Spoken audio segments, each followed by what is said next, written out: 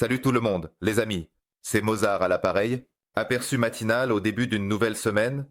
Le Bitcoin a franchi les 105 voire 106 000 dollars, du moins sur les contrats à terme. Et hier, nous avons clôturé un autre long en profit. Je n'ai pas attendu le dernier take. 104 990. Je l'ai fermé un peu plus tôt, autour de 103 400. Donc si on regarde par rapport au prix, eh bien ce n'est pas vraiment beaucoup plus bas. Une petite marge d'erreur. C'est ici que la deuxième moitié du long a été clôturée. Pas tout le long, mais précisément sa deuxième moitié. C'est donc un autre bravo. Et en ce moment, nous avons une série ininterrompue de transactions rentables dans le canal de trading. Eh bien, dans le canal Telegram, je veux dire, à peu près. Puis septembre de cette année, toutes ces transactions, je les donne uniquement sur le canal Telegram. Elles ne sont pas sur YouTube. Si vous ne voulez rien rater, abonnez-vous à mon canal Telegram. Le lien est dans la description, juste en dessous de cette vidéo. Techniquement, pour les bitcoins, donc maintenant on peut redessiner ce canal blanc. En gros, il est déjà visible par rapport à deux pics. 1, 2, 3. Le rouge, ça marche. Supprimez-le probablement déjà, mais dépêchez-vous. Enlevons-le pour ne pas que ça gêne. Et ici, on voit clairement un objectif pour ce mouvement qui pourrait être atteint comme repère par le croisement des canaux si cette hausse continue. Voici la première intersection et voici la deuxième.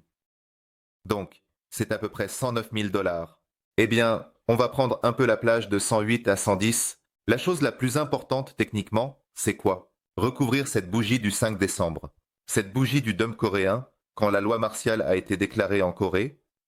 Hier, on ne l'a pas recouverte. Donc le sommet de cette bougie est à 104 630 et la clôture d'hier est à 104 460. Voyons comment se termine la journée aujourd'hui. Parce que si on la recouvre, alors les objectifs techniques s'ouvrent jusqu'à toute la hauteur de cette bougie. Cette bougie atteint une hauteur de 118 à 120 000 dollars. Et c'est cette prévision, cette analyse que j'ai donnée ces 2 derniers jours, pendant le week-end, sur le canal Telegram. Vous pouvez lire. Donc en gros, les objectifs se dirigent vers là. Plus loin, qu'est-ce qui est encore intéressant en technique? Donc, ici on avait une divergence sur le RSI précisément 1-2, mais il n'y en avait pas sur le MACD. Ensuite, on a observé cette divergence dans un range. Le range était haussier, mais c'était quand même un range. On l'a observé pendant environ 20 jours. Il est tout à fait probable qu'il ait été observé pendant 20 jours. Et maintenant, pourquoi le prix ne pourrait-il pas dessiner sa propre divergence? Donc, ne pas aller comme ça, comme ça, comme ça, comme ça, et ici dessiner une divergence marquée et faire une correction sur le Bitcoin d'au moins 20%. Mais il faut encore arriver ici pour dessiner cette divergence. En plus de ça, si on regarde les volumes sur le graphique, les volumes visibles, ils sont en baisse. 1, 2, ici il y aura 3, comme ça. Et le graphique monte. Donc ici il y a une divergence sur les volumes, mais dans le contexte actuel ce n'est pas si important parce qu'on avait déjà une divergence ici, une double, comme ça.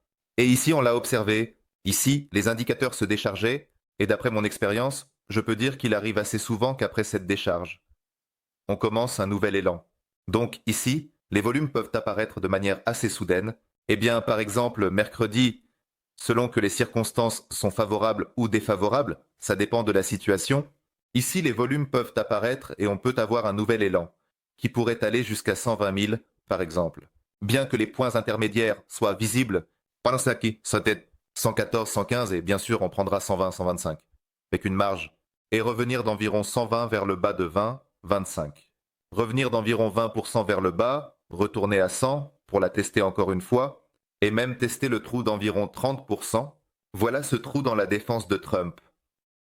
En principe, c'est possible, et ce sera la configuration la plus dangereuse à laquelle il faut être prêt. Pour l'instant, ça ne sent pas encore, mais ça viendra probablement. Avec le Bitcoin, il faudra aussi fermer les altcoins quand il atteindra ces niveaux. Pour l'instant, c'est mon plan. Avec le Bitcoin, il faudra aussi fermer les altcoins quand il atteindra ces niveaux. Pour l'instant, c'est mon plan. Cependant, les poltas sont toujours en correction. Donc pendant le week-end, le Bitcoin a en fait augmenté tout seul. On le voit aussi avec la domination du Bitcoin. Elle augmente depuis 4 jours, et Total 3, aujourd'hui d'ailleurs, est en baisse. Eh bien un peu, mais ça baisse. Pour l'instant, on est en train de trader cette bougie de vente du 9 décembre. Encore une fois, d'après mon expérience, je peux dire que ce genre de correction se termine beaucoup plus souvent dans le cadre de cette seule bougie rouge. C'est le time frame hebdomadaire. Après ça, on monte encore plus haut.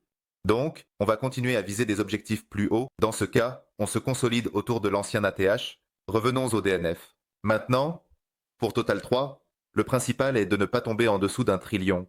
On peut tester encore une fois le trillion de dollars, mais il ne faut pas s'installer en dessous. Alors, juste d'un point de vue technique, comme ça, ou tout de suite comme ça, c'est l'image optimale et celle que j'attendais le plus pour l'alto. Donc, on peut encore tester le trillion, c'est probable, gardez ça en tête. Ensuite, on pourrait monter parce que si le prix se stabilise en dessous d'un trillion, on se stabilisera aussi en dessous de la moyenne mobile à 30 jours, sous le milieu des bandes de Bollinger, et on ira probablement tester la moyenne mobile à 50 jours, ce qui en général arrive très rarement sur des marchés haussiers aussi forts. La dernière fois que ça s'est produit, c'était probablement en 2016 ou 2017, mais à l'époque, la volatilité et la liquidité étaient complètement différentes.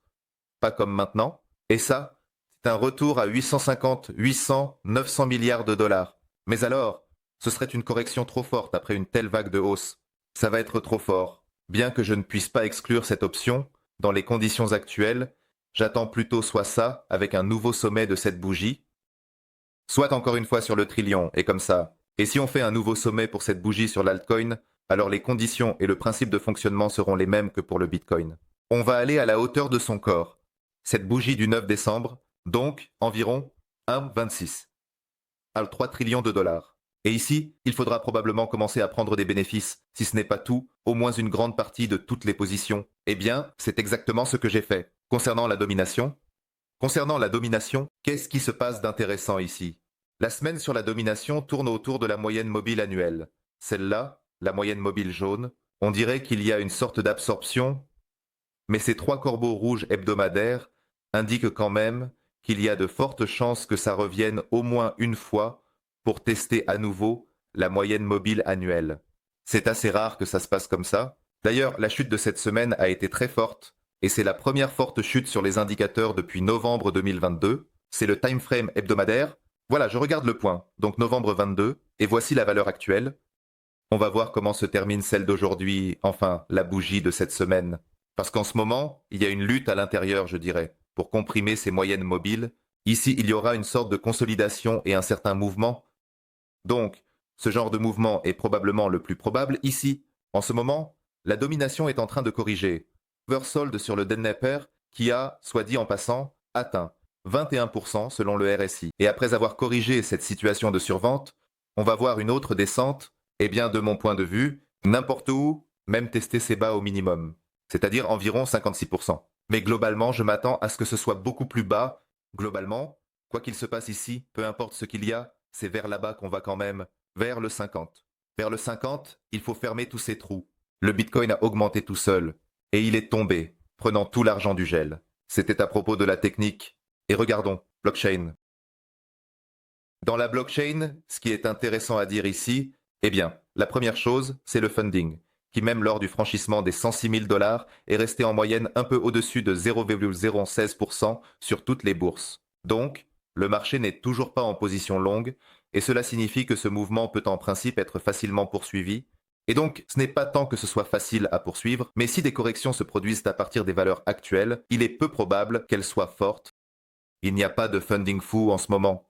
On peut bien sûr le lisser sur au moins 6 heures, et ça restera quand même des valeurs très basses et petites. Et le profit réalisé par les détenteurs à long terme est aussi, sur cette montée, au minimum sur une période horaire, c'est-à-dire minimale. Aujourd'hui, ils ont réalisé un profit de 4 millions de dollars. Allons aussi le lisser, et il est déjà lissé chez moi sur 6 heures. Donc, beaucoup plus de profits ont été réalisés lors de certains pics précédents, plusieurs fois plus. Pour l'instant, il n'y a rien de vraiment significatif ici. Personne ne réalise de profit sur cette montée des derniers jours, donc ces prix n'intéressent personne. D'ailleurs, que ce soit pour les LTH, c'est-à-dire les détenteurs à long terme, ou pour les STH, je comprends. Oui, c'est la même chose. Les STH ont réalisé beaucoup plus de profits avant. En ce moment, ils ne bougent même pas. Plus loin, profits non réalisés. Parmi tous les détenteurs à long terme, sans exclure aucun Bitcoin perdu, les Bitcoins de Satoshi. On ne distingue en fait rien, il est déjà passé à un stade d'euphorie de manière assez sûre.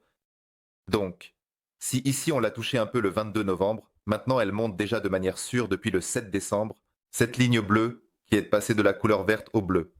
C'est la phase d'euphorie.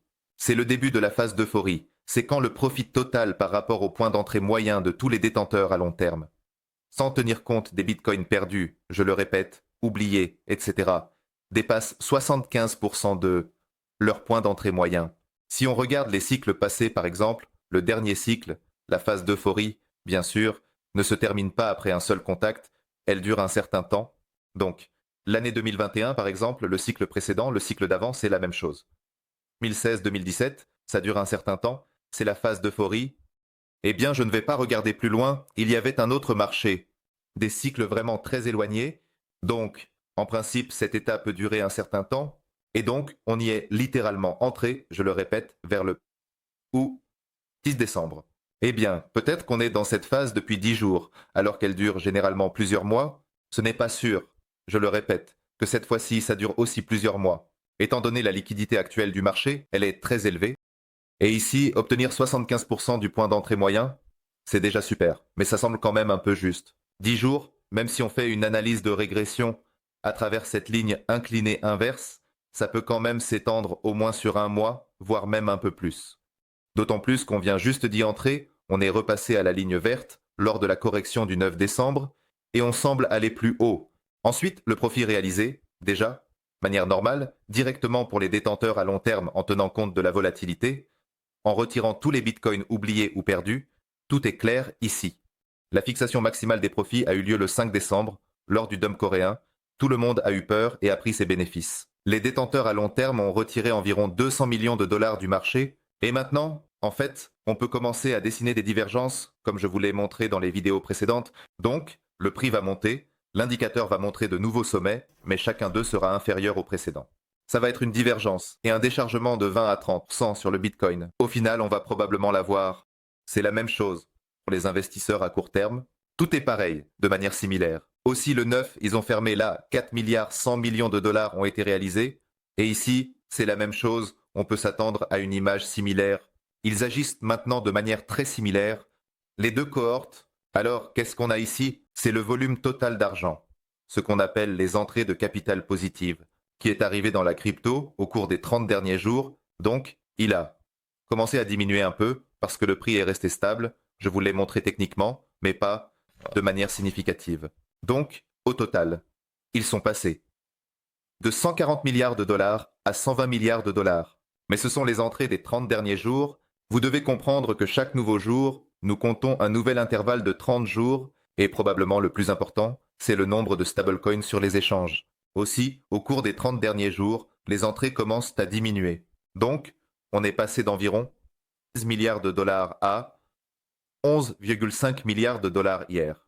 Mais c'est sur 30 jours, sur une fenêtre de 30 jours.